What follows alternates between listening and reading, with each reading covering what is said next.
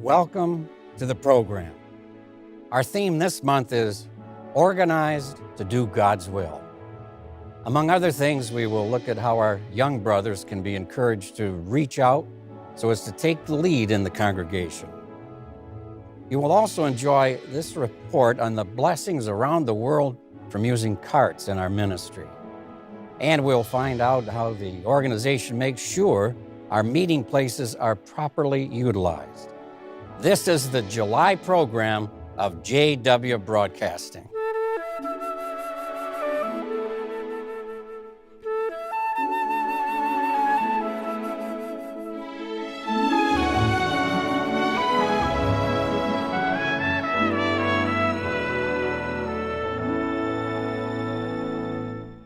There are people who believe there is no need for a religious organization. They feel they have their own personal relationship with God, and that is good enough. They see no need to be associated with a specific organization. However, what does God's own inspired word suggest? That He would use an organization or channel through which spiritual food would be dispensed from His word, the Bible. For example, 1 Peter chapter 2, verse 17 says to have love for the whole association of brothers. One dictionary definition for association is an organization of persons having a common interest. We have a very interesting, insightful look at the organization in the first century. If we glance down through chapter 15 of the book of Acts, we can gain some insight. Verse 1 indicates there was an issue that caused a disagreement between some of the members of the congregation. Then verse 2 says, "But after quite a bit of dissension and disputing by Paul and Barnabas with them, it was arranged for Paul, Barnabas, and some of the others to go up to the apostles and elders in Jerusalem regarding this issue." Sounds like an organization to me. And after considerable discussion and with the help of God's Holy Spirit, what transpired? Verses 22 and 23 say, "Then the apostles and the elders, together with the whole congregation, decided to send chosen men from among them to Antioch. Along with Paul and Barnabas, they sent Judas, who was called Barsabas, and Silas, who were leading men among the brothers. They wrote this and sent it through them." Then in verses 23 through 29 is the letter of direction that was delivered to Antioch and other congregations as well. In fact, in verse 41, it says Paul and Silas went through Syria and Cilicia, strengthening the congregations.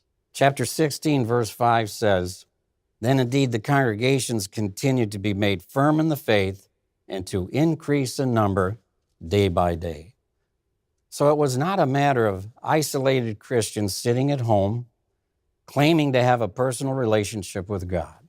No, the work was organized and congregations kept being added day by day. That is very similar to what we see in Jehovah's organization today. In fact, the organization of Jehovah's Witnesses is patterned after the first century Christian congregation as set forth in the Scriptures. I would like to remind all of Jehovah's Witnesses, whether already baptized or working toward baptism, of this book, Organized to Do Jehovah's Will. It provides an overall view of how the Christian congregation is organized for getting God's work done. The book also offers counsel and direction to help us maintain unity with our brothers worldwide. New ones need to become familiar with the operation of Jehovah's organization and learn how they can have a share in the modern-day preaching work. In fact, when a Bible student progresses and desires to join us in the ministry as an unbaptized publisher, the elders direct him to make a study of this book, including the questions for those desiring to get baptized in the appendix. Even for those of us who have been baptized many years, it may be good to schedule the reading of one chapter of the book each week during our personal study or family worship.